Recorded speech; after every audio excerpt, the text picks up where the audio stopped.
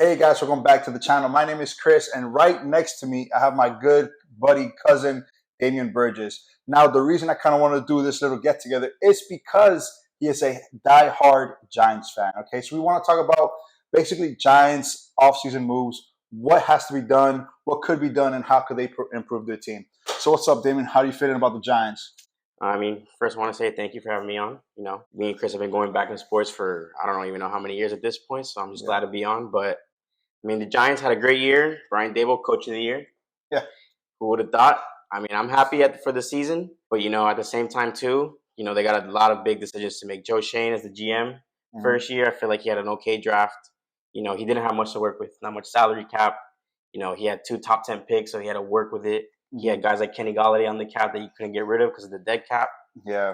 So now, their biggest, I guess, regret they would say is that they didn't accept Daniel Jones' 5th-year option before the year. Yeah. So now they're in a position where do you tag Jones for $32 million or do you extend him to in a market that's pretty much inflated? You see the deals quarterbacks are getting. And honestly, like between you, me, and everybody, what do you think the Giants should do? Because honestly, I think Daniel Jones played good. I'm not a Giants fan, but I think he played pretty darn good to earn at least 4 or 5 more years in New York. The issue that people have with Jones that, is the turnovers, that he fumbles. But if you look at him this year, I think he led the league in interception to pass ratio. There's a lot of things he did that, in his first 2 years that he was not doing. And it's pocket presence, but it's also, what you have around you. Guys like Andrew Thomas, his development, another all-pro player that the Giants drafted. It's a lot easier when you have your blind side covered. So I feel like Jones is a lot more comfortable this year. And you look at the Giants receivers throughout the whole year, he lost Shepard. He lost Wandale Robinson, our second-round pick. Slayton wasn't playing much at first. David Sills, Galladay was non-existent. So, the stats aren't booming with Jones. But, if you really watch the games and see, his development over the first couple years, it's pretty big. And, in a market right now that's crazy for quarterbacks, I feel like if the Giants were to risk letting him walk, there's a team the whole NFC Southeast quarterbacks. Yep, they do. They would overpay and believe, hey, in our system with our guys, he could take us to the playoffs. He just did that this year. Yeah. And the thing is, with Jones, would you risk, like you said, he might go to the NFC South, right? Because they all need quarterbacks. Every single one of them needs a quarterback because Brady just retired, right? Would the Giants regret not signing him or signing Saquon to a long term? Is it possible for them to get a long-term deal? The thing is, I think it's possible. I think that's their goal right now is to sign both of them to team-friendly deals, I'd say, Jones could demand 40. Saquon he wants Christian McCaffrey money. That's $16, $17 million. I'm a big Saquon Barkley advocate, but it's pretty evident nowadays you don't have to pay a running back like that. Look at the Super Bowl. Pacheco, McKinnon, Miles Sanders, Kenneth Gainwell, guys are paid nothing. So as much as I love Saquon, you can't make him a $16, $17 million running back when you have so much other holes to fill too. So I feel like, honestly, their priority should be Jones, because if they were to let Jones walk or to lose him, they're stuck in no man's land. We have the 25th pick in the draft. We have salary cap, but we still got a lot of other things to figure out. Dexter Lawrence, 5th-year option, Andrew Thomas's contract. And plus, we need the receivers, we need corners, the draft's coming up. So I think the one thing you got to do is have some security and get the quarterback and show the locker room that. So you're saying that they should probably let Barkley go? I think what their best case scenario is extending Jones to about close to $40 million range. I'd say around 36, 37. And I think they would tag Saquon Barkley because the running back tag this year is only $10 million. So would you rather just sign Jones and tag Barkley? And if Barkley has another great year, hey, we'll talk next year. But you never know what can happen. Honestly, in my personal opinion, with the numbers and stats, Barkley's a big name, especially in New York. You could tag him and trade him, and he could sign an extension wherever. Yeah. But beef up your O-line, protect Jones, because that was a huge issue for the Giants. Yeah. Right? He got sacked a lot for years. Like you said, beef up. Next year, they're going to get receivers healthy. They're going to get better. I just think that, tag him, trade him, and just beef up the team. Yeah. That'll probably be the best way. It's just as much as I love Saquon, the first, I'd say, 9 games, he looked like top 3 running back. Yeah, he did. But if you look at the second half of the year when the Giants were kind of struggling, they became more of a passing team. Towards the end, when they beat the Vikings, at the end of the year with Jones, the games they were winning, they weren't because Saquon was going crazy. He was having good games, but it was more Jones making plays with his legs, throwing the ball. So, the Giants see that, and I think Dable and Shane, they know that. That's why there hasn't been a deal with Barkley yet, because they're not going to go to that number he wants. With Jones, it's kind of tough, but I think they'll bite the bullet with him. Yeah, and the thing is, like, I've heard a lot of weird rumors that the Raiders are trying to do a lot of different trades, right? Maybe Jacobs doesn't go back to the Raiders, right? So maybe there's a chance that Jacobs might go somewhere else, and Barkley could go to. It's just a lot of different scenarios that we have to just see, It's right? just there's a team like honestly, like if you look at the odds for Saquon, if you were to leave, the favorite would be the Dolphins. It's a team that's willing to pay him that money and has a big need at running back. The Dolphins really don't have anyone right now in Yeah, their backfield. A team like the Dolphins would give Saquon freaking crazy that'd money. be crazy, right? And I can't even. I don't even want to think about that. I can't believe I just spoke that into existence on camera. Well, I think what's going to happen is that they're just going to extend Jones, and then they'll tag Barkley, and then they'll go from there and see maybe if they can extend Dexter Lawrence or Andrew Thomas this year, because those are two guys that are really at the top of their position. Off the top of your head, do you know any good running backs around the 20-round range that the Giants could pick up? Because let's just say that Barkley leaves, right? Like you said, running backs, you could get them in a draft. Yeah. He doesn't have to run 200 yards a game or 120. Yeah. Because Jones could pick up 50, 60 himself. Off the top of your head, I don't really know too much about the college running backs, but I know there's a lot of good plethora.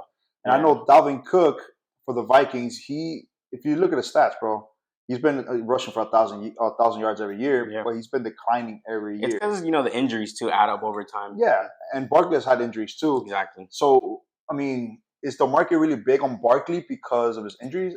It's just more of, obviously it's the name, it's New York. So, everyone you go to the Giants game, they're going to have Barkley jerseys on, not really Jones or whoever else. There's no one else really to have. That's why I have one. Yeah. But I don't know. It's just when you look at running backs nowadays and then you look at the teams the last couple of years that have made the Super Bowl, won a Super Bowl, they don't have a big name running back. Yeah, the 49ers, they got to the NFC Championship with McCaffrey, but I feel like if they had a healthy backfield, they probably would have been in the same spot. Granted, McCaffrey's the best at his position, but he's an anomaly too. You can't just expect your running back to be McCaffrey. I agree. Yeah. So, and the name that stands out to me is just Bijan Robinson. He's the one that people project him to go late, but if you watch him this year at Texas, he was easily the best running back. His pro comparison is Saquon Barkley. So, a team that's hungry for a running back might just trade up, and if he starts falling, and look at Breece Hall. You saw what Breece Hall was doing for the Jets before he got hurt. So that's why the running back arguments. It all depends on the team you talk about. There's teams with great systems with great quarterbacks that you don't need one, but there's teams like the Jets and Giants that relied on their run game heavy this year. Yeah, I mean, not so much. I've noticed that there's some games where Jones doesn't throw for so much. He runs himself because obviously, there's just so much pressure, right? That the O-line can't really protect him. So he just runs. He makes the plays himself. I honestly think Jones is more valuable to the offense than Barkley. Yeah, right? I would let Barkley go, and I will try to see if I was the Giants GM, I'll tag Barkley, bro, and I'll get rid of Galloway. Well, Galladay's going to get cut. The only reason they couldn't is because of the dead cap. Yeah. I think because his contract was 4 years, 72. So I think it was 18. If they would have cut him this season, they only would have saved like $4 million and they had to eat like 14. That's only the second year of the deal. Yeah. But I think after it's a post June 1st cut, they save like around 9 to 10. So then they'll cut him and eat whatever else. I would cut him. I think he was one of the biggest disappointments of the year. Of the year? He's probably any Giants fan will probably tell you he's probably been the worst signing ever for a Giant. The only one that comes to mind, like when I watch the Giants, is Nate Solder. But at least Nate Solder was playing and he sucked. This guy doesn't even play. He's always hurt. Even when he played, he was dropping balls. So it is what it is. I was happy when they signed him, but yeah, of course. I mean, he had a good reputation before. But yeah, it's just the system was never fit. It's different with Stafford, air raid offense with the Giants, who pretty much is a running team last couple of years. So what do you expect the Giants? What do you expect the Giants' record to be next year? Right, the coach has a full year. He went to the playoffs. Congrats on that. They have the experience. If they keep their core, what can they do next year? What can we expect from the Giants? I think I would definitely expect them because the NFC, I feel like it's shown this year that other than the Niners and the Eagles, it's pretty wide open. I'd say that maybe the Cowboys. You look at the NFC South, everyone in the NFC East is competitive. So I definitely expect wild card, whether that's, takes 8, 9 to 10 wins. I definitely expect that. But I feel like they feel as if, we just got to the playoffs. They lost to a Philly team. That's the biggest issue for the Giants is fine, you can get to the playoffs, but it's evident that with the Eagles and Cowboys, there's a gap between them. Yeah. Every time they played them, they got killed. The only team they beat was the Commanders once and the tie. So within the division, it wasn't that great. So I feel like it's more of, getting closer to the Eagles, getting closer to the Cowboys where you're not, those games you watch them, they got out of hand pretty fast. So. Yeah. I think you were the one that mentioned to me a couple of days ago that in order to win playoff games, you have to win the division. Not so much from the AFC side, right? Not the AFC conference. You have to win divisional games to be competitive. Yeah, that's all it comes down to, honestly. Yeah. So honestly, like, what record wise, what do you expect the Giants to do? I would say 10-7. 10-7? Because I feel like the schedule will be a lot tougher, but they're also going to be a lot better. So there's games that, I know that we play the Dolphins next year in Miami. Yeah. We play, the Jets, like the NFC game, East. Right? We're going to that game. Let's go.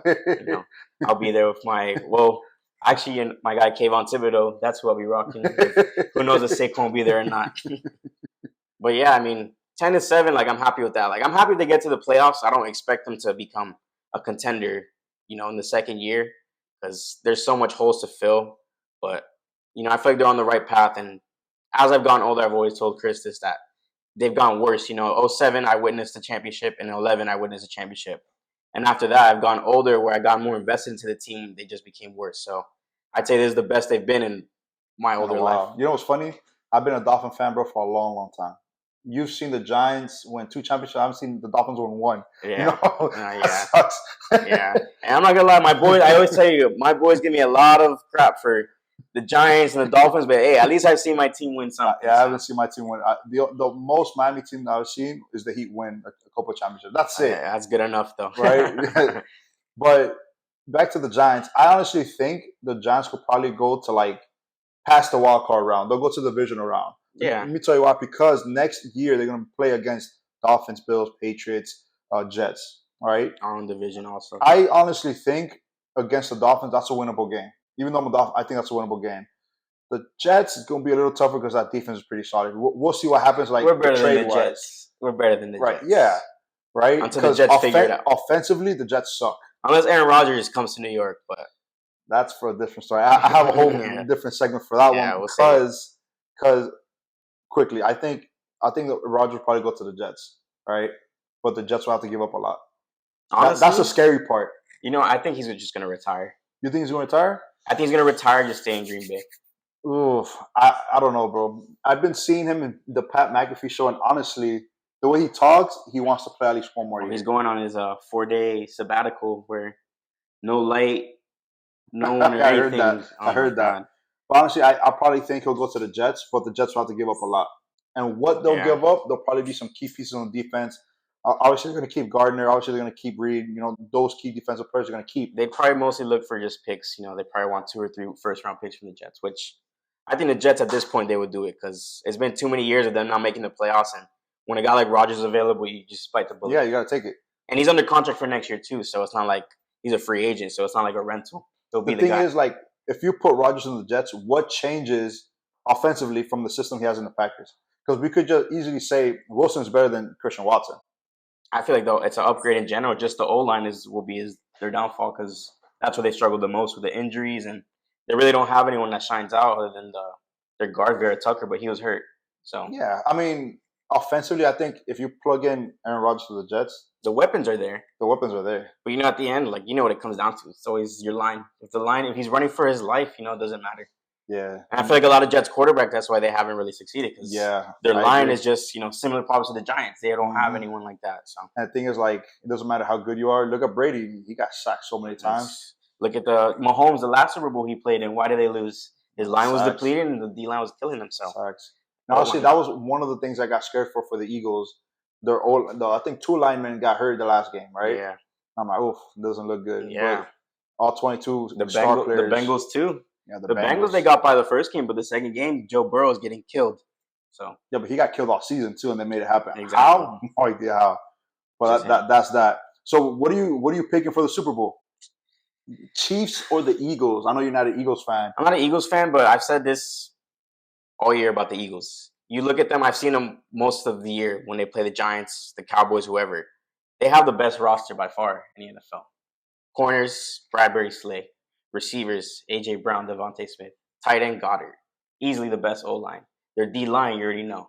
So what's their weakness? They still got C.J. Gardner-Johnson. There's guys all over, and their running game is top 3. So there's no holes. But the only reason I like the Chiefs is because I feel like you can win playoff games with a positional advantage. But when it comes to winning Super Bowls, it's about your quarterback and the coaching. And I'll take Mahomes over Hurts, and I'll take Reed, Steve Spagnuolo, the DC, who's as experienced in Super Bowls, over Sirianni and a bunch of guys that haven't really been there yet. And if you look at the Eagles, maybe it's just me hating, but they really haven't been battle tested in a while. They beat the Giants and they beat a depleted Niners team. Yeah. Before that, Hurts was hurt for about 3 weeks. So, it's one of those things where the Chiefs can come out firing right away and it's like a punch in the mouth. Yeah, or I mean, I actually think the Eagles will probably win. Again, they're a better overall team. Just it all depends on the initial hit. If they could withstand Mahomes' first 2 drives, I think the Eagles could probably make a big impact. And I mean, I was looking like early in the week when I was looking, it opened at it was like Eagles -3. Now it's Eagles -1.5. The over under was at 47.5. Now it's at 51. Wow. You know why? Do you think that NFL is scripted? I've seen a lot. I've seen a lot of things on Twitter about the Eagles winning 37-34. Have you seen that? That's the 4th most bet odds. 37-34 Eagles to win the Super Bowl. I think the NFL. If you look up the NFL, it's not sports. It's an entertainment league. It's an entertainment league. I'm not saying it's rigged. I'm not saying it's scripted, but hey, it's entertainment. I feel like the refs play a big deal in that. They control. And there's been over the years we've seen questionable calls that have changed outcomes. Oh, yeah, it's not the reason for the game to end up like that, but it's changed it like that. For sure. This is what I wanted to show you. That I see the over-under moving up. Carl Cheffers in Super Bowls that he's refereed is 10-1 the last 11. Okay. So I feel like Vegas was trying to bait people to boost the over. So I'll take the Chiefs under money line and give me the under. Maybe a teaser's safer if you want to. A 6-point teaser with the Chiefs and the under. I feel like that could be good for you. I was actually looking at the line too. I saw it yesterday. I don't know if it changed, but I was thinking under the whole time because statistically, normally it always goes under. Yeah. Right. 2 great defenses. The offense is top notch, but I always think the defense will always slow down Mahomes, slow down Hurts. You saw what the Niners did to Hurts. Yeah. The only reason they scored so much was because turnovers, and obviously the quarterbacks, got hurt. They knew what they were going to do. That's why the Eagles like that. Like, Grant, I love Jones, but he's no Mahomes or anything. They're going to face a quarterback that even when you pressure him, he's going to do things that you haven't seen all year. So I think when it comes to fourth quarter, it's the pressure's on him, Mahomes or Hurts, and who are you going to put your trust in? I'll put it in Mahomes. Yeah, I think maybe experience plays a huge part. Again, Hurts is 24 years old, bro. He's 24, and I've been watching him since Alabama, bro. That's crazy. Yeah, and you think also the Chiefs don't remember that 34-9 loss against Tampa? Like, that's still in their mouth too. Even though it's been a couple years, but they didn't forget that. Mm-hmm. And you don't know how many times you're going to be back. The Kelsey Bowl is what they're calling it. You saw Mama Kelsey. They're trying to vote for her to flip the coin. Yeah, I'm actually a fan of their podcast, New Heights. I listen to it often. Yeah, it's awesome. Awesome podcast. It's so awesome. And I think she got signed like a sponsorship by, I think it was Bud Light or something. Let me see what it was. Well, just recently? Yeah, but Bud Light has signed Donna Kelsey to a sponsorship deal. She'll bring home the beer to whichever city wins the Super Bowl. Oh, my God. Well, nice. She wins and she's making money no matter which brother wins. She says she's rooting for a good game. Yeah, of course. Of course. But overall, I mean, I think it'll probably be a good game. I'll be here. We'll be here. We'll probably be streaming or something. Honestly, I'm not a fan of the Chiefs or the Eagles. I'm a fan of Rihanna, bro. Yeah, she's back. She's back. It's been a while, honestly. Yeah. I didn't even realize when they announced her that she hadn't made music in like years. Like other than like a couple features. They have bets to see which song's gonna be the first one. Yep. I'll put money. It's gonna be Cinderella. Umbrella. I apologize. Umbrella. Yes. Umbrella. Well, I'm trying to look it up because I'm pretty sure I saw it. But the song I've been telling people is "Please Don't Stop the Music." Oh yeah, it's gonna get people crazy hyped. It's all about when you watch a Super Bowl, people that don't really listen to Rihanna, they want to hear something hype. People are drinking, they want to hear something. I feel like that's one of her older songs that right away you'll recognize it. And everyone get hyped, they get into it. So I'm trying to see the odds, what it was, because I think that was the favorite. Even though I said it, I told people. And honestly, like I've seen every Super Bowl, they have like these crazy bets. I think what was it last year? What Snoop Dogg gonna wear, or Snoop Dogg is gonna smoke weed on stage or something. Yeah. And it was like plus what 250 or 300 something like that. I'm like, wow, these bets are getting out of hand. No, yeah, I definitely agree. I heard of one. It's called the octopus bet. It's like plus 1,500. So it's for you to bet a specific player, let's say Kelsey, to score a touchdown, and then they go for 2, and he gets the touchdown to score all 8 points. Oh my God! Called the octopus bet. Plus 1,500. I think it was something like that. So those spreads for Rihanna. Yeah, the first song. Hold on. See, they've changed a lot. Well, see, they fluctuate because I mean it's impossible to tell Yeah, of course unless you you can't really really tell know. that. But I know. What do you think? Heads or tails for the coin flip? Man, isn't it statistically it's always like heads or something? I think tails has had a run the last couple of years. Really? I whenever I do the coin toss, I always go tails. So I'll go tails on that one. I think tails is always a good bet for me. Tails never fails. Tails never fails, baby. Oh my god, let's see. And I know their odds on it. Oh, I mean it's even odds. Let's see. Yeah, of course. No, it's not. Tails is 52% and 29-27. Heads might be due. Last 2 years has been heads though. Yeah, it's due for tails. Tails never fails. Tails never fails. Tails never fails. Hey, so next year, what team in the NFL do you think is going to be a breakout team? Or which team do you think that didn't make the playoffs this year will make the playoffs next year? That's a tough one because it's just so hard nowadays in the AFC, NFC. But the team I want to say, I don't want to say it because I feel like it could be the Jets if they get Rodgers. I feel like the Broncos could honestly turn it around. But if you're telling me a team that I think could break out, it might be my bias, but I feel like the Chargers, they had a horrible loss. I feel like something like that can set them the way. But them or the Broncos, I feel like one of those two teams would be especially the Broncos with Sean Payton. Yeah, for sure.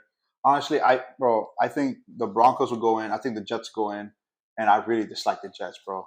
Yeah. And regardless of the Chargers, man, the Chargers always have a great beginning of the year, and they always suck the second half. Yeah. They got beat up by injuries this year, but is Brandon Staley the guy to win them a Super Bowl? I don't know. Yeah.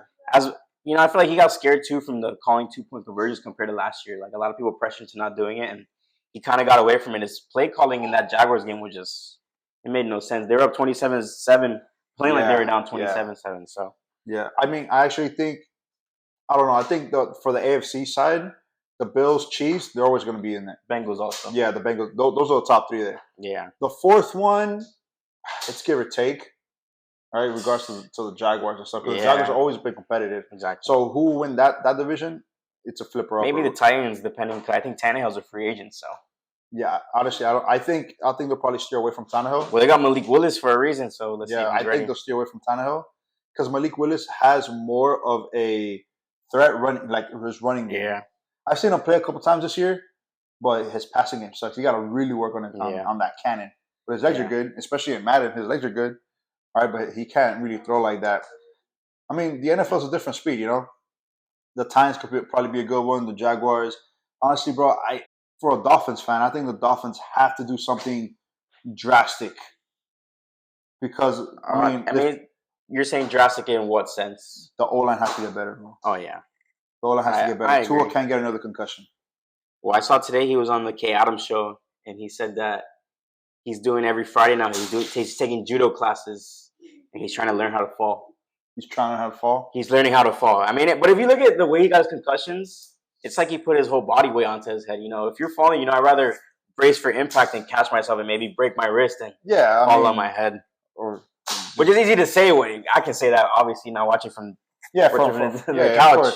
But, I mean, that's good for him. I mean, the Dolphins, I feel like, even with the O-line, how it was, they were on a good pace till he got hurt and started dealing with all that. And I feel like the media put a lot of pressure on the Dolphins, too, to not play him. So that kind of messed them up. Yeah. Right. I think Giants overall will probably have a better season than what they did this year. I think that Jones will stay. I think Barkley will leave. This is what I think. The sign Jones prediction, 4 years, like 150. That's 37.5. I know if they were to sign to that, everyone will go crazy. But hey, in a couple years, it might look like a Barkley. You got to pay. You got to pay your quarterback. You never know. You got to pay the franchise. And I think Barkley. I think that what they're putting in his face he's the icon of the team. Like he's the guy that sells jerseys. Are you really going to leave over $4 or $5 million, which is a lot of money, but his brand and everything is New York. So I think they're going to put him in a situation where he'll take around like 3 years, around like 40 to 42 mil. Probably backloaded to see how he performs. Not as much hit on the cap this year. That's one thing too, because when you tag a guy like Jones, $32 million, a lot of cap space goes away from that. So yep. You can clear up cap, but you got to clear it for the draft. And if the Giants want to go after a big name, someone like Tremaine Edmonds, they need a Mike linebacker, someone can cover the field. We were playing Jalen Smith. That guy's been in the league for how many years now? Hasn't done anything. So, yeah, again, I think the Giants will be good next year. I think the Giants will be good next year. I think the Super Bowl is going to be pretty good. And hopefully Aaron Rodgers does not go to the Jets. All right. Yeah. So we'll end it there. Thank you, Damien. Thank you for being part of it. Always. See you guys next time. Thank you guys for watching. Subscribe. Hit the like button. Bye. Subscribe.